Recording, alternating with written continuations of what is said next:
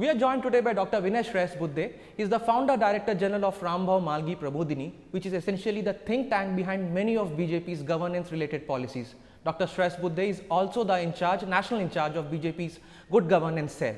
Thank you very much for joining us today, sir. We wanted to understand from you what is RMP's main function in the context of the Bharatiya Janata Party, See, it so happened that when BJP in its earlier incarnation was known as Jan Sangh, Bharatiya Jan Sangh, one of the founder leaders of the BJS, Bharatiya Jan Sangh, Pandit Deen Dayal Upadhyay, realized that there are obvious limitations to the functioning of the politicians in a parliamentary democracy setup. Because in a parliamentary democracy where elections is the only thing, or is rather the sole parameter of making you into the actual process of governance, because you get elected and then you occupy some position and you have to govern. But then those who are electable may not necessarily have the ability to govern. They are electable because they are popular, but popularity is one thing and ability to govern is a different thing. So, basically what is required is that those who are electable, meaning those who have some popularity, some mandate, some ability to get votes, need also to have the ability to govern properly. What does it require? What all it takes to basically be able to govern? One is that you require to have some clarity of thought. What exactly we are up to? You have to be very clear about the objectives. In that case, you also have to clear about the ideology, because politicians or political parties for that matter need to perform on the ideological lines, because the essential identity of a political party has to be ideally as or in tune with the ideology. So, clarity of thought is one thing. Secondly, understanding of the situation, of the challenges, of the issues, whatever the sector you might be working in, whether you are made a minister of a particular department, you must know, you must try to understand. At least to begin with, you must know that you don't know. That realization also is very important. Yeah. And thirdly, you have to acquire skills. Making people work together to get along with the people is not an easy job. Every minister for that matter, or everybody who gets elected, also have to do some research of his own, which not everybody is able to do. Then he has to formulate his opinion, then he has to be very articulate. So, all these things pertain to several skill sets. So, basically Prabodhini, the idea of this kind of a dedicated training institute for elected representatives essentially, and then also for the voluntary social workers, evolved out of a need to convert those who are electable into able kind of leaders. Sure. So, if you can tell us a little bit about the journey of Prabodhini in all these years. It's been more than 20 years for Prabodhini, and you work very closely with a lot of senior leaders in Bharatiya Janata Party especially, What have been the key achievements all these years? See, recently we completed 30 years. So, at the end of 3 decades, if we look back, I can say with a sense of pride as well that we are and we have been working in this field, and therefore today we have established ourselves as a unique institute in the entire South Asia, or probably in the entire Asia, which undertakes training, capacity building or human resource development for the democratic sector, if I may put it that way. And therefore, building the capacities of the elected representatives as well as the politicians has been the prime objective behind the Prabodhini.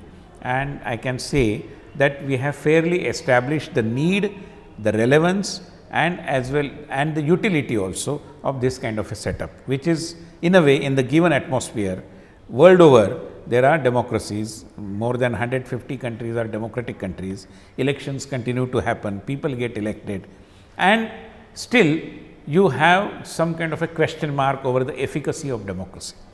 See, today democracy has huge popular support, but it does not mean that people are happy with democracy, because they believe that elections have become a mechanism. To get elected has something to do with some kind of a mechanism. So, getting elected is okay. It is not a great thing per se, not a big deal. But then to be able to govern is really a big deal. And unless those who are popular are also able to govern properly, the idea of democracy cannot percolate deep into the minds of the people at large, and they become kind of committed to the idea of democracy. To make people committed to the idea of democracy, making democracy effective is essential, and to make democracy effective, making our leaders, elected representatives, function properly is very critical. But do you believe that India's democracy, will soon have the Lok Sabha elections, has matured to the extent that one would want it, especially in the context of political parties? You know, most of them are faced with a catch-22 situation, whether they should look at short-term gains, which is the elections, or make promises which are tangible, which are more deliverable than just making populist promises with the objective of winning elections. I think with every passing day some change is happening. It is not for no reason that Anna Hazare and the movement that he led later on got so much of popular response. At the same time, see, Aam Aadmi Party is an experiment at the end of the day, and it has not been a success, to be very blunt about it. But then that they were able to emerge out of the blue in a way and walk the kind of path they have walked so far is also something which is worth taking into account. And therefore, this has happened because of the changing mindset of the people. People are frustrated insofar as all established political parties are concerned, more or less, and therefore they are wanting to go for some kind of an alternative. Now they are looking the alternative in the given system. A day will come that they will also look for an alternative to the system itself. But then whatever system you bring in, if you are into democracy, elections are a must, and elected representatives are something without which you cannot run the democracy. If that is so, it makes sense to have a mechanism to develop the capacities of the elected representatives. It is such a fundamental kind of task for making democracy successful that it will continue to be relevant for maybe decades or centuries to come. And in that sense, I believe whatever we are doing, it's a small beginning, I understand. But today, for example, there are several takers. Politicians have also realized that they have to perform, period. And therefore, even though we started along the lines of BJP, we are a foundation, a trust promoted by the BJP, but we mean business. We are very professional in our approach. And people belonging to other political parties also keep coming to us, seeking training and guidance from us. That, I believe, establishes the fact that the idea of this kind of a capacity building is very, very relevant. Right, sir. So you mentioned you're also the national in charge of the good governance cell. What has been the key learnings for the Bharatiya Janata Party in the events that we have seen in the last 2 years, starting from the Anna Hazare movement and also later on Aam Aadmi Party, which you also mentioned? Definitely there are key learnings for everybody. What has been the key takeaways for BJP in this regard? No, insofar as good governance is concerned, it has been an area of emphasis for the BJP right since the birth of BJP, for that matter. And whether it was Atal Bihari Vajpayee's NDA government or several state governments that were under the BJP rule in Rajasthan, in Madhya Pradesh, Chhattisgarh, even in Maharashtra for that matter, or recently in Karnataka, the performance of BJP ruled governments has always been better than their predecessors on any count. Today you take the growth rate in general, or the agriculture growth rate, or the kind of entrepreneurship development and industrialization, or checking the school dropout rate. On every other count, our performance, it may not be hugely different, but yes, it is certainly better than all other political parties. Having said that, why we have been able to do so, the reason remains because of the fact that we are one of the only ideology-driven parties in the current scenario, political scenario. As you are aware, there are 1350 plus political parties in our country, of which only 50 parties matter, of which more than 40 parties are dynasty based. Remaining 10 parties, if you discount 3-4 communist parties and couple of parties like Assam Gana Parishad, which are not dynasty based, BJP is the only national party which has survived so long without any clear and vertical division in the party, at the same time with ideology as its mainstay and not a particular leader or a particular dynasty. So there are several kind of things which are very special to the BJP, and therefore with these extraordinary features, our problems are also extraordinary, but our approaches are also extraordinary. We have been able to perform on good governance count because our ministers or those who get elected or occupy certain positions are essentially ideology driven. That ideology inspires them. Today, politics is in the midst of a huge crisis of motivation.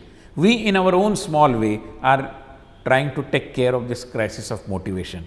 We provide motivational training, we provide skill training, and we also provide knowledge training. These are the three ingredients which make a leader a performing leader.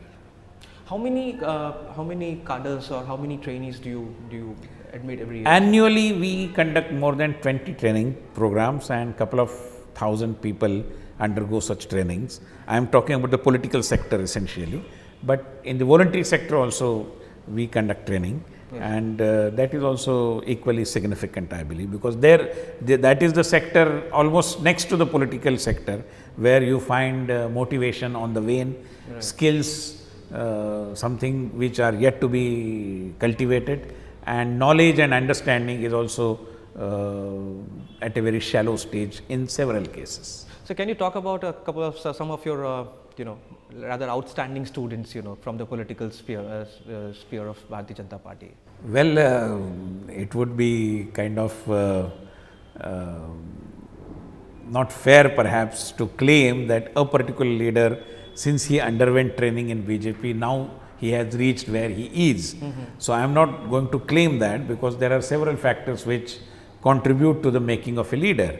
But some 7-8 months before, in a particular function, when Narendra Modi was there, he sounded very grateful in mentioning Prabodhini, because he was one of the participants of our training programs way back in 1989 when we conducted a training program. Like for example, Smriti Irani, who is one of the senior leaders of the BJP, had undergone training in BJP.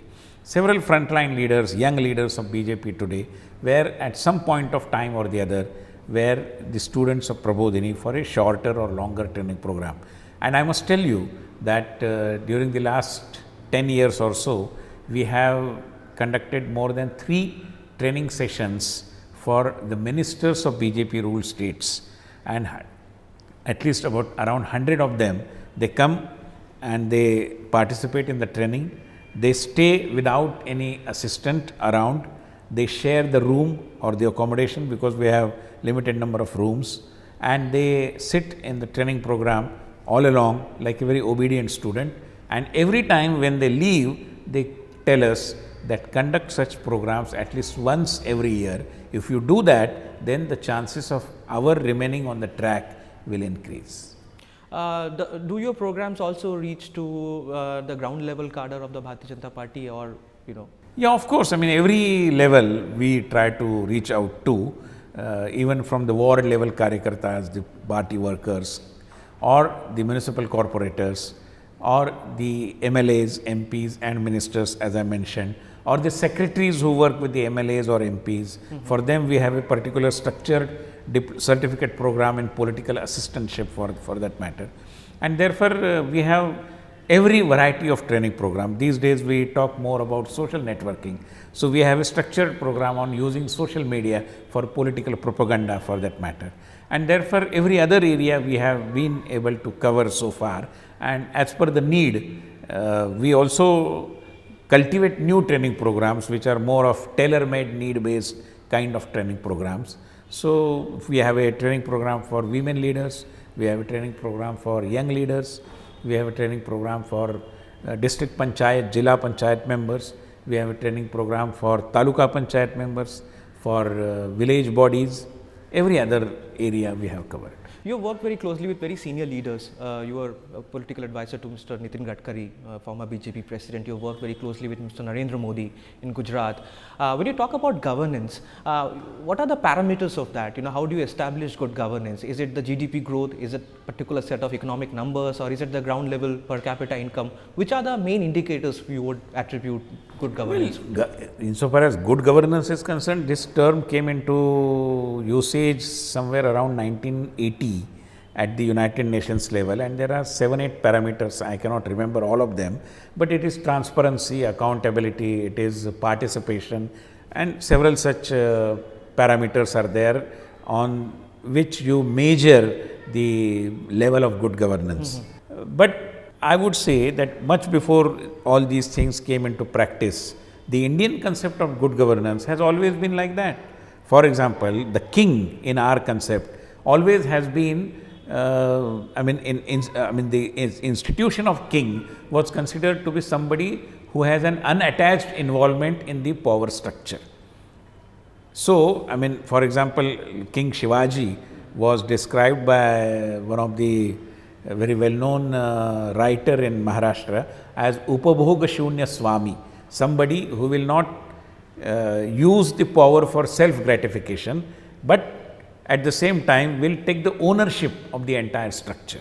So, you own it, but you don't use it for self-gratification. That is the crux of good governance. And if on that count, I believe what is required basically is your intentions must be very clear and very pure as well. The purity of purpose is something very significant to the idea of good governance. If a minister has nefarious designs in his mind, has a very selfish approach, is out to either take care of his vote bank or his own family or whatever other things, which is not expected in the governance model, then of course you cannot achieve good governance. So, it starts with purity of purpose, to say so. Then you require to have a set of skills which is motivating your cadre, motivating the people around you. Narendra Modi, today we all talk about his model of governance. The key to Mr. Modi's model of governance is the way he has motivated his bureaucracy. The entire bureaucracy undergoes training every 2 years under a Karma Yogi training program, and there he motivates them. There he tries to inculcate skills. There he tries to enhance their level of understanding of the area in which they are working. So, all these contributes. At the same time, naturally, accountability, transparency, all these things are extremely critical. But once you take care of purity of purpose, all other things follow. And therefore, I believe good governance is something very, very critical for the success of democracy. All the schemes that have been successful. In Madhya Pradesh, we have this Lok Seva Guarantee Kanun, an act which stipulates as to a particular task need to be completed in a stipulated period of time. And if the bureaucrat concerned, if the official is not able to do that, then there is a fine. This is what accountability means.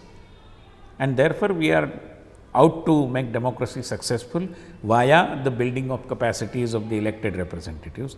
This, I believe, is the fountainhead of good governance. We are yet to see the BJP manifesto, but I'm sure some of these proposals which you and your team have been working on would find a way in what the BJP promises to deliver in the next 5 years if they come to power.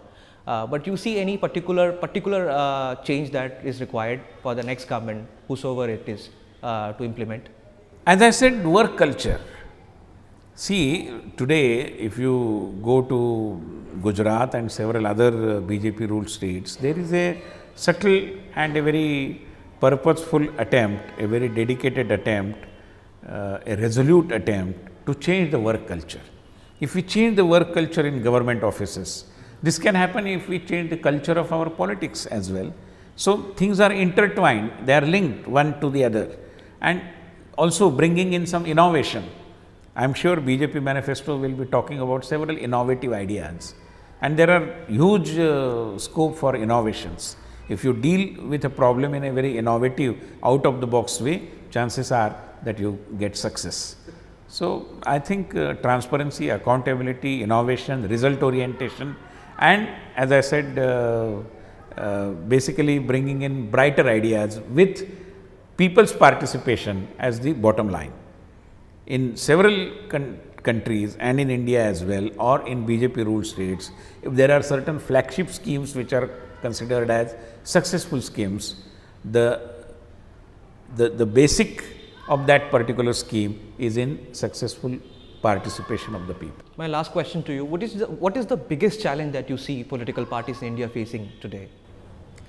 Well, the waning confidence of people in parties as vehicles of democracy, that is the biggest challenge. If people continue to look at political parties as birds of same feathers, then the very idea of democracy is at loss in a way, because democracy is all about choice, and the choice is there when you have to select between, say, of the several colors, yellow, red, green, blue, then there is a choice. But if you are presented with a choice saying that you have to select between blue, blue, blue, blue and blue, then at the end of the day you will consider that there is no choice at all. So, parties need to cultivate their distinctive features by way of their organization, by way of their philosophy, their ideology, by way of their functionality, and by way of the way they govern. On all these counts, I am sure BJP is faring well, because it has a distinct ideology, it has a distinct organizational culture, it has a very distinct kind of leadership, and very importantly, a distinct track record, more credible track record of being able to offer good governance. Dr. Shrestha Budde, thank you so much for talking to us. Thank you. Thank you very much.